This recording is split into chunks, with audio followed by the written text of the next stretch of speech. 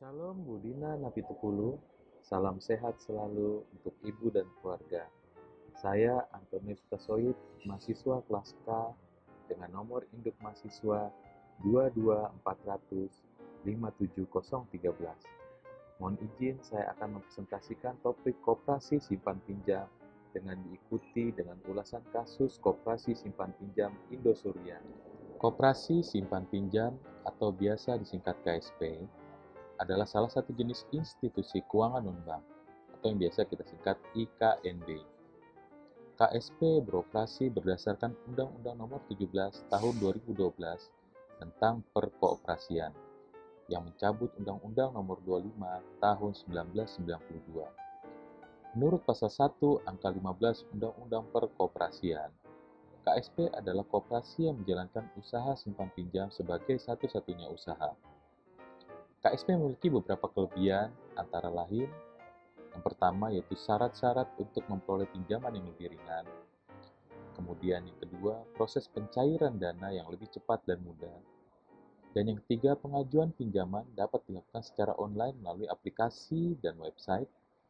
Kemudian yang keempat, kredit yang diberikan biasanya tanpa agundan atau KTA. Dan yang kelima, tidak memeriksa terlebih dahulu riwayat pinjaman nasabahnya. Namun, patut kita ketahui, KSP juga memiliki beberapa kekurangan, yaitu yang pertama, suku bunga yang cukup tinggi karena rendahnya deposito dan tanpa adanya agunan. Dan yang kedua, tenor pinjaman yang terbilang singkat. Dan yang ketiga, adanya biaya tambahan. Kemudian yang berikutnya, keamanan yang tidak sekuat bank. Dan yang terakhir yaitu plafon pinjaman yang biasanya lebih kecil dibandingkan dengan bank. Itulah keunggulan dan kelemahan dari koperasi simpan pinjam. Lalu bagaimana KSP melakukan kegiatannya? Itu adalah sebagai berikut. KSP melakukan kegiatan yang pertama menghimpun dana dari anggota, dan yang kedua memberikan pinjaman kepada anggota, dan yang ketiga menempatkan dana pada koperasi simpan pinjam. Simpan pinjam juga wajib menerapkan prinsip kehati-hatian, menyediakan informasi mengenai kemungkinan timbulnya risiko kerugian terhadap penyimpanan, dan dilarang melakukan investasi usaha pada sektor real. Pendirian koperasi simpan pinjam juga harus melalui menteri dan harus memenuhi aturan terkait peran pengurus, pengawas, manajer, serta rapat anggota. Mengenai pengaturan terhadap koperasi simpan pinjam juga diatur dalam Peraturan Pemerintah Nomor 9 Tahun 1999 tentang pelaksanaan kegiatan usaha simpan pinjam oleh koperasi. Usaha simpan pinjam merupakan kegiatan yang dilakukan untuk menghimpun dana dan menyalurkannya melalui kegiatan usaha simpan pinjam dari dan untuk anggota koperasi yang bersangkutan, calon anggota koperasi yang bersangkutan, koperasi lain, dan atau anggotanya. Koperasi simpan pinjam juga dapat berbentuk koperasi primer dan koperasi sekunder. Lalu bagaimana peran koperasi simpan pinjam dalam pemberdayaan ekonomi? Nah, koperasi simpan pinjam ini memiliki peran penting dalam pemberdayaan ekonomi, terutama bagi anggotanya. Karena koperasi simpan pinjam menghimpun dana dari para anggotanya dan menyalurkannya kembali kepada para anggota. Selain itu, koperasi simpan pinjam juga memiliki tujuan untuk mendidik anggotanya hidup berhemat dan meningkatkan pengetahuan anggotanya terkait perkoperasian. Lalu bagaimana struktur organisasi koperasi simpan pinjam? Nah, seperti yang kita ketahui, dalam koperasi simpan pinjam terdapat beberapa peran penting dalam struktur organisasinya. Antara lain, pertama yaitu struktur yang pertama pengurus. Nah, fungsi pengurus ini sebagai pusat pengambil keputusan tertinggi, memberi nasihat, menjaga kesinambungan organisasi, dan orang yang dapat dipercaya. Lalu kemudian struktur berikutnya adalah pengawas. Nah, pengawas ini bertugas melakukan pengawasan terhadap pelaksanaan kebijakan dan pengelolaan koperasi, menulis laporan koperasi, dan berwenang meneliti catatan yang ada pada koperasi. Lalu berikutnya yaitu manajer, bertugas dan bertanggung jawab dalam menjalankan operasional sehari-hari koperasi simpan pinjam, seperti manajer di organisasi lainnya. Dan yang terakhir, struktur organisasinya yaitu rapat anggota, memiliki kekuasaan tertinggi dalam koperasi, sesuai dengan ketentuan yang diatur dalam Undang-Undang Koperasi Simpan Pinjam adalah bagian integral dari ekosistem keuangan di Indonesia. Mereka telah memainkan peran kunci dalam memajukan inklusi keuangan dan memberikan layanan keuangan kepada masyarakat yang sebelumnya terpinggirkan oleh lembaga keuangan konvensional. Namun, dalam beberapa tahun terakhir, sejumlah kasus kontroversial yang melibatkan koperasi simpan pinjam telah mencuat ke permukaan, menyoroti sejumlah tantangan dan masalah yang ada dalam operasional mereka. Dalam konteks ini, salah satu kasus yang paling mencolok adalah kasus koperasi simpan pinjam Indosuria. Kasus ini telah memunculkan sejumlah isu yang relevan dan penting dalam pembahasan mengenai koperasi simpan pinjam di Indonesia. Dalam pembahasan berikut, kita akan mengeksplorasi bagaimana kasus Indosuria mencerminkan tantangan yang dihadapi oleh koperasi simpan pinjam di negara ini. Kita akan membahas isu-isu seperti regulasi, tata kelola, perlindungan anggota, manajemen risiko, dan transparansinya, serta upaya yang dapat dilakukan untuk meningkatkan sektor koperasi simpan pinjam agar lebih berkelanjutan dan bermanfaat bagi masyarakat. Kasus Indosuria ini bukan hanya kasus semata, tapi juga sebagai cerminan dari kompleksitas dan relevansi koperasi simpan pinjam dalam mendukung inklusi keuangan dan pertumbuhan ekonomi di Indonesia. Dengan demikian, kita akan mengulas kasus ini sebagai titik awal untuk memahami lebih dalam peran, permasalahan, dan potensi koperasi simpan pinjam. 106 triliun Indosuria ini tercatat sebagai kasus ponzi terbesar di Indonesia dan terbesar di dunia yang penjahatnya lepas. Size-nya ini sekitar 1/10 dari kasus Bernie Madoff yang tercatat dan sudah difilmkan sebagai penipuan terbesar sepanjang sejarah dunia. Indosuria ini diketahui bentuk awalnya adalah perusahaan multi-finance yang pastinya di bawah wewenang OJK, tapi kemudian berubah bentuk menjadi koperasi yang pengawasannya bukan di bawah OJK lagi, melainkan di bawah Kementerian Koperasi dan UKM. Yang sorry to say, mungkin tidak se-expert OJK ya dalam hal pengawasannya. Dan ini bukan pertama kali kasus koperasi merugikan ribuan nasabah dan triliunan rupiah. Seperti kalau kita ingat di tahun 2015 ada koperasi Cipaganti yang melibatkan 14.000 nasabahnya dengan total kerugian 3,2 triliun. Kemudian di 2017 ada koperasi Pandawa yang melibatkan 36.000 nasabah dan total kerugian 3,3 triliun.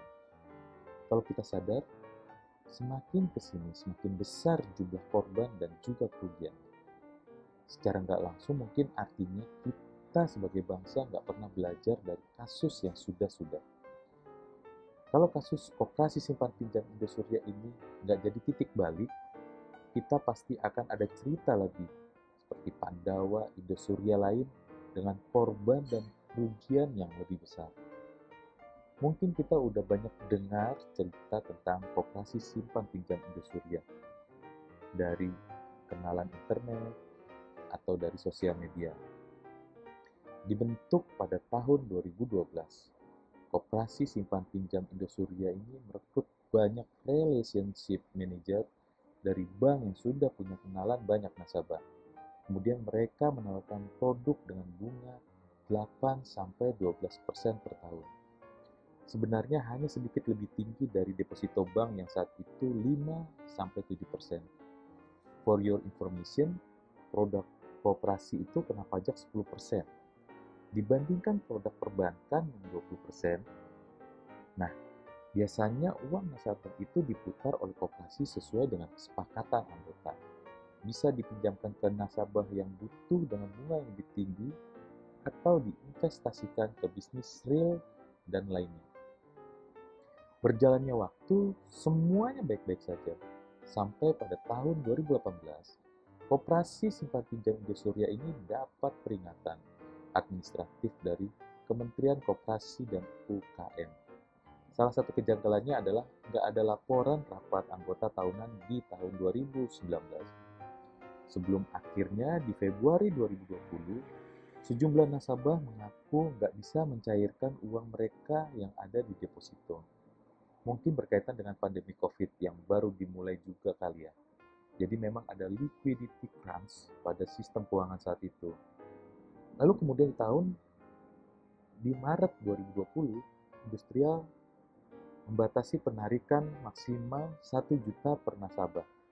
Dan ada syarat baru bahwa uang nasabah baru bisa dicairkan dalam kurun waktu 6 bulan sampai 4 tahun. Tergantung berapa banyak uang nasabah itu punya. Sejak saat itu, tidak bisa dijelaskan penarikan dana, sampai akhirnya pendiri Henry Surya dan Direktur Keuangannya Jun Indria ditangkap oleh Bareskrim di awal tahun 2022. Nah, sebelum divonis kedua orang itu, seorang advokat bernama Alvin Lim yang mewakili 165 nasabah melaporkan dugaan pidana Indosuria. Dan dia malah ditangkap menghalangi penegakan hukum dengan modus P19 mati. Beliau akhirnya dikenakan vonis 4 tahun penjara atas dakwaan kasus pemalsuan dokumen yang sebenarnya nggak ada hubungannya sama sekali dengan kasus Indosuria yang dia laporkan. Dan yang merobek jiwa nasabah dan masyarakat Indonesia adalah vonis bebas Mahkamah Agung di Januari 2023. Karena katanya Henry Surya dan Jun Indria ini tidak terbukti melanggar hukum pidana. Jadi memang wah banget kasus Indosuria ini. Bahkan Menko Polhukam kita, Pak Mahfud MD, sampai bilang ini adalah kejahatan pidana yang sangat sempurna. Manajemen Indosuria yang mungkin sengaja memilih bentuk koperasi yang memang pengawasannya lebih lemah, memanfaatkan keserakahan dan ketidakmautawan masyarakat Indonesia, menggunakan uang yang dikumpulkan per tahun untuk memperkuat posisinya di berbagai badan hukum. Sampai seorang advokat yang bilang nasabah malah yang dipenjara. Dan pendirinya yang jelas-jelas membuat kekacauan sebesar itu secara publik malah dari Kejagung atau Kejaksaan Agung. Sebenarnya hanya 6.000 nasabah dengan total kerugian 16 triliun yang gagal dibayarkan. Namun nilai aset Indosuria yang berhasil disita hanya 2 triliun. Nah, kalau kasus perdata yang diselesaikan di PKPU, memang biasanya recovery rate itu sekitar 10%-an. Coba kalau kita hitung simple aja, 16 triliun dibagi 6.000 korban, berarti seseorang itu kira-kira mendapatkan ganti rugi 2,67 miliar. Tapi karena aset ciptaannya cuma 2 triliun, dibagi 6.000 korban, jika kita bagi sama rata, maka setiap orang hanya mendapatkan 330 juta rata-ratanya. Sedangkan dari berbagai cerita nasabah, uang yang dikembalikan hanya 100.000 per bulan. Hanya 100.000 per bulan. Sampai total-total tuh mungkin cuma 3 juta. Jadi pemerintah harus mengusahakan sebanyak-banyaknya aset yang bisa dikembalikan ke korban dan menegakkan keadilan kepada pelaku. Sekarang kan pemerintah sedang mengajukan kasasi atau banding ke Mahkamah Agung atas vonis bebas yang di awal itu. Jika masih nggak berubah nih vonisnya, maka Presiden Jokowi seharusnya turun tangan untuk mempertanyakan independensi dari Badan Mahkamah Agung kita ini. Dan kalau kita belajar dari kasus Bernie Madoff di Amerika, pemerintahnya itu menunjuk seorang pengacara bernama Irving Picard dan timnya untuk melacak semua aset yang bisa disita, baik dari pelaku maupun korban, dengan net equity formula.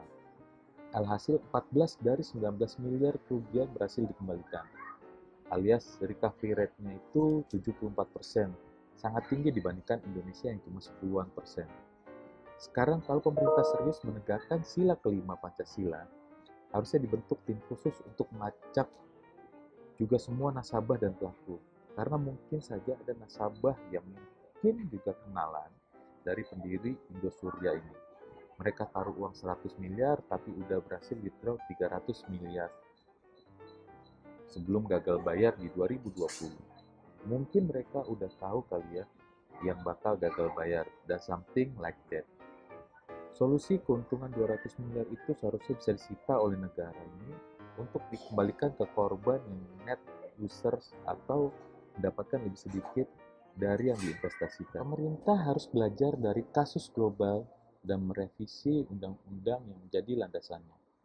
Harus ada inovasi dalam penanganan investasi bodong. Jangan cuma ambil dari pelakunya, karena mungkin udah ditaruh kemana uangnya. Tapi kalau bisa ambil juga dari nasabah yang diuntungkan. Memang mungkin sekilas terdengar jahat bagi nasabah yang diuntungkan. Ya tapi menurut saya harus dibuat efek jerah juga. Jangan kira cepat masuk bisa cepat keluar. Dan biarlah orang lain yang menanggung batunya. Siapapun yang terlibat dari dan dalam investasi bodong harus bertanggung jawab. Dan berharap di masa depan orang-orang yang mau ikut investasi yang aneh-aneh bisa berpikir ribuan kali. Karena mereka juga bisa menjadi korbannya. Karena kalau nggak begini, perlahan-lahan kita semua akan antipati dan nggak percaya dengan investasi apapun di Indonesia. Semoga kita bisa belajar banyak dari kasus kejahatan keuangan terbesar di Indonesia dan nggak perlu lagi lah ada rekor-rekor baru yang tercipta nantinya. Demikian ulasan dari saya. Terima kasih sudah menonton. Salam sehat, salam sukses. Shalom, Tuhan Yesus memberkati.